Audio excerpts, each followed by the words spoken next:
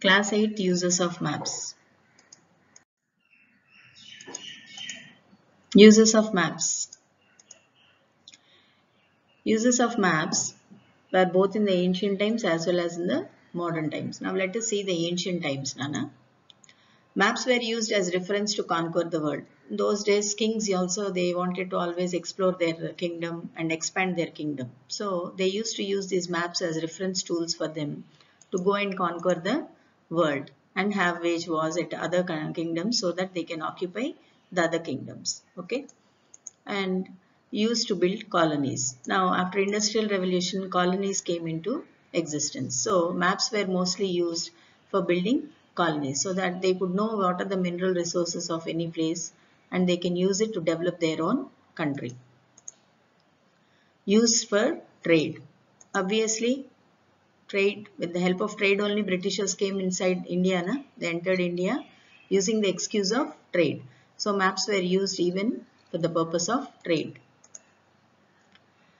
Sailors used for voyages. Sailors used for voyages. So when they used to go for sailing and all, that time they need maps, right? As a tool of reference to know about the places. To know about the near and far places also, people used to use maps. So these were the uses of maps in the ancient times. Okay. The uses for maps were to conquer the world, to build colonies, to use for trade, to go for voyages, and to know about the near and far places. Now let us see the uses of maps in modern times. Maps are also used in modern times. In modern times, they are used entirely for planning and development of the countries. Just to know which region is developed, which region is not developed, and how to develop any country, to see the sea routes, to see the railway routes, to see the land routes and all, maps would be a good help of reference. To identify the problems faced by a region, for example, water problems, electricity problem, or any resource problem can be identified with the help of maps. Maps are in great reference not only in the olden days for wars but also in modern times also. Maps help give us a good reference for wars. Government maintains a lot of security issues in form of maps which are never available to anyone except the secured organization, that is the National Defense Organization or any country. Every country has its own national defense security system. So only those people have the idea about these maps. Mostly all the secret routes to our country and all the secret places, very important places of our country are being hidden in these maps.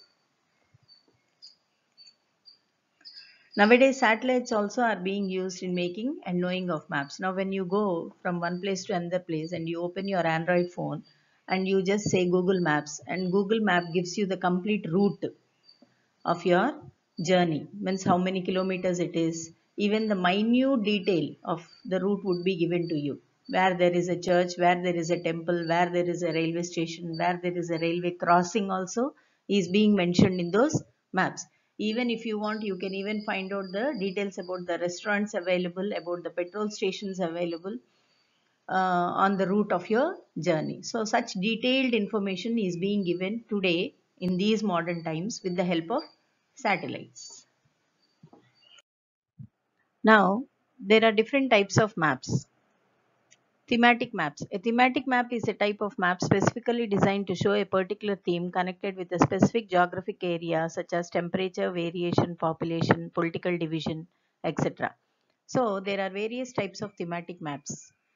A map that focuses only on one aspect means everything cannot be kept on a map, Nana. Once you keep everything on a map, it becomes clumsy.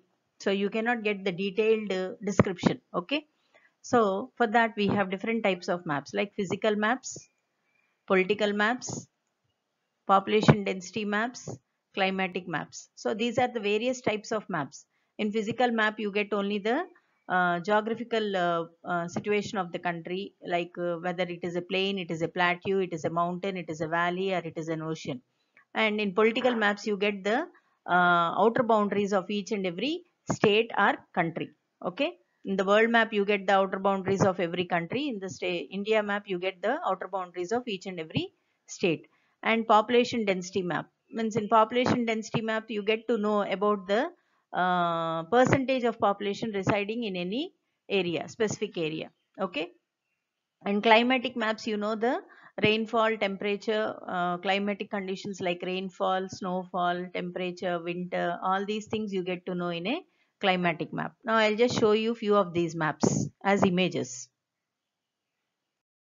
Now this is the physical map of the world. Here you get to know about the plains. See, these are the plains. The green area is plains. The blue lines are rivers, and the peach color, that is a semi yellow color like this, these are plateaus and deserts. Like that, you know the physical features of the world by seeing this map. And this is the physical features map of India, Nana. Here also you can see this is plateau area and this is plain area. Okay. And the various rivers, and this is the mountainous area. So like this you get to know about the various physical features of the place. Now this is the world political map, Nana. See, here India is. Okay. And this shows you the various boundaries of each and every country. Okay. And this is India's political map. How many states we are having? We are having 28 states and 8 union territories. Okay. So in this map again you get to see every place. See, this is the capital of our country, that is Delhi. So capital of the country is marked with this symbol.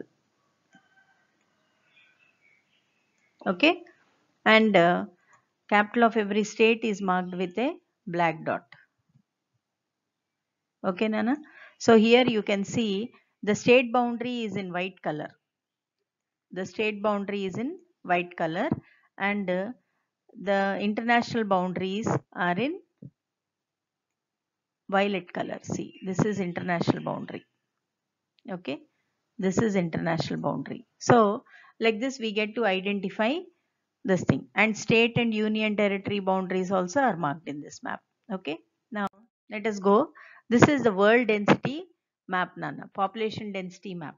Population density map. Now here above 700 people residing in an area per square kilometer. 700 people residing in an area above 700 per square kilometer. You have this brown color, Nana. See, this is that brown color. Very rare you can find such places. Okay. Below 25 you find this color. Below 25 means for every square kilometer only 25 people, less than 25 people are residing, like that. Above 250 to 475, this, see, India comes under that. Okay. So this is world population density, and this is Indian population density. Okay. See, here you have those figures. Okay. Per square mile, how many people residing? Less than 25, this, see, lay areas. Less than 25 people are residing. Okay. Some places like this, see. Okay. And more than 200, more than 200 is the dark green area, Nana. More than 200 dark green area. So this is population density map. This is temperature map of the world. See, here we have given you the box. You can check that box. Mountainous temperature, Mediterranean temperature, tropical temperature, arid temperature, average temperature, and polar. Polar means very chilled, very cold. Temperature, okay, you can tolerate it, like that. See, these are the arid temperature, means sultry. It can be hot, it can be cold, it just keeps moving and changing. So this is the world map of temperature, Nana. Climate, we can say climatic map of the world. And this is the climatic map of India. Okay. See, tropical wet and dry, semi-arid, humid, mountainous, and deserts. So these are the colors. Okay. See, green goes for tropically wet, light green goes for tropically wet and dry, semi-arid means okay. That goes for this area. See, this pink area. This is semi-arid temperature. Everything is in extremes there. Okay. And desert temperature. White area, desert temperature.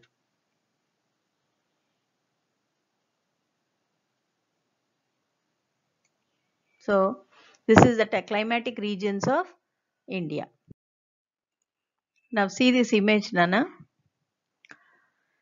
In this image, you find various symbols used for roads and paths, railways, public rights of way, and general features, and places of worship, and heights and natural features, vegetation, and boundary points, boundary stones, all these things. So these are the various symbols which are used in the maps. These are called conventional symbols. These are the conventional symbols representation of an object on the maps. Conventional symbols are representation of objects on maps. They are used for that. Now see.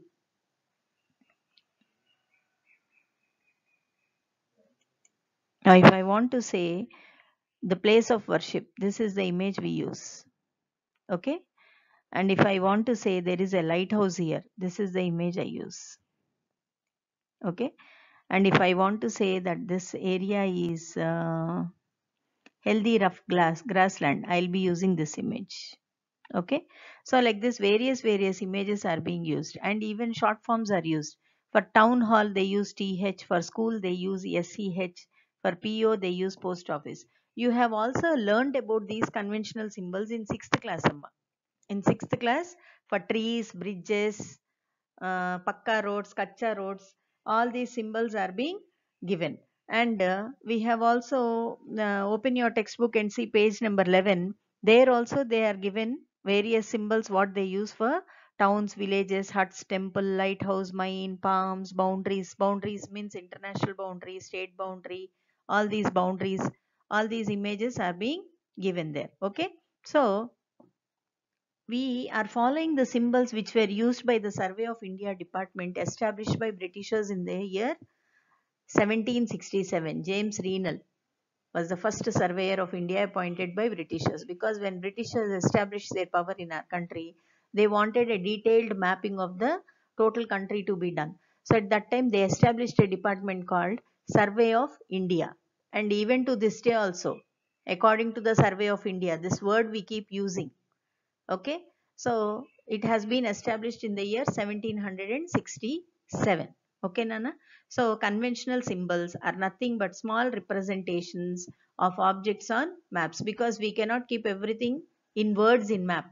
So we use small symbols. Okay. So this is about the conventional symbols of usage of conventional symbols in map.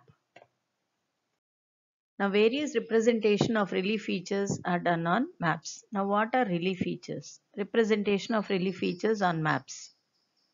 Relief features means high and low places on the earth's surface. Means they can be at the high or low level. Above the sea level, below the sea level antangadamma. So relief features means high and low places on the earth's surface. The main relief features are mountains. Second one, hills. Third one, valleys. Fourth one, river basins. Fifth one, plateaus. And last one, plains. So these are the various relief features we represent on map. Now let us see how these relief features are represented on maps. Now, to show the various relief features on a map, we cannot show them all together in a single map, Nana. For this, we use the help of contour lines. We use the help of contour lines.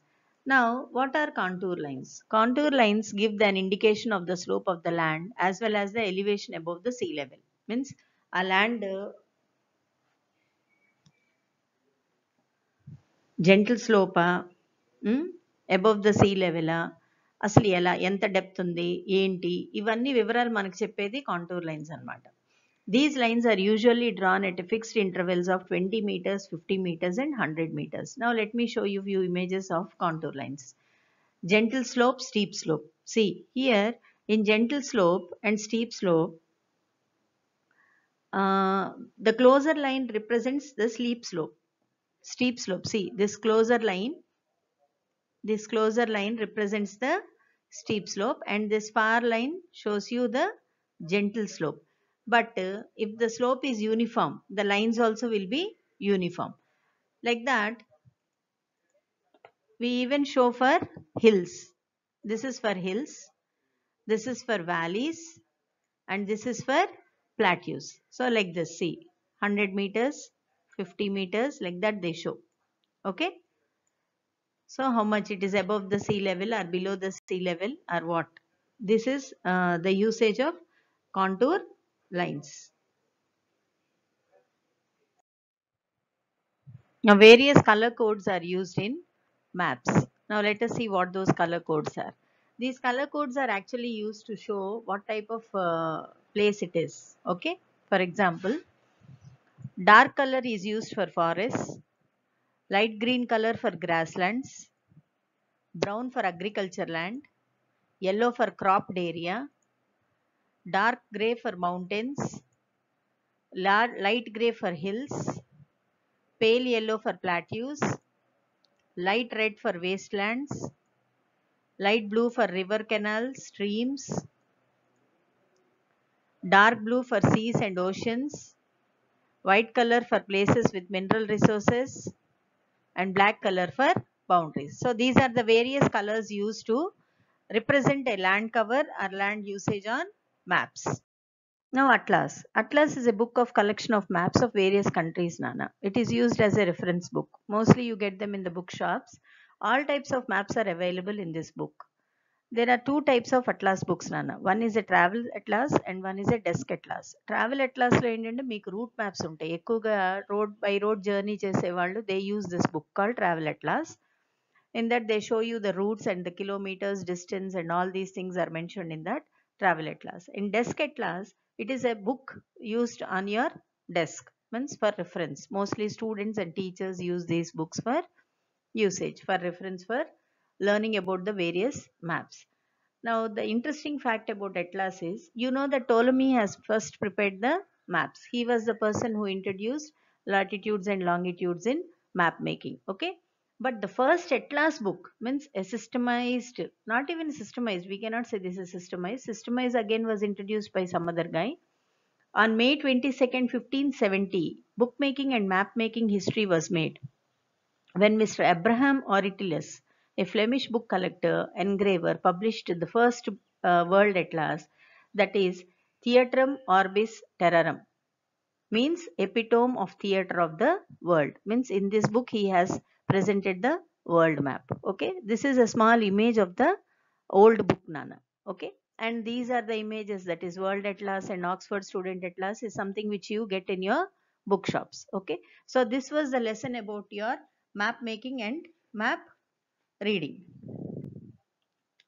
Map making, sorry, reading and analysis of maps. So this is the lesson, reading and analysis of the maps. Priorly I have sent you one video and this is the second video. So I just want you people to read the lesson once again in your textbook and again follow this video so that you can get a better more understanding of the total lesson. You have any doubts, you can call up to your class teacher, that is social teacher Rangamma Miss, and get your doubts clarified. Okay, Nana, stay safe, stay home, be good children, listen to your parents. Thank you very much.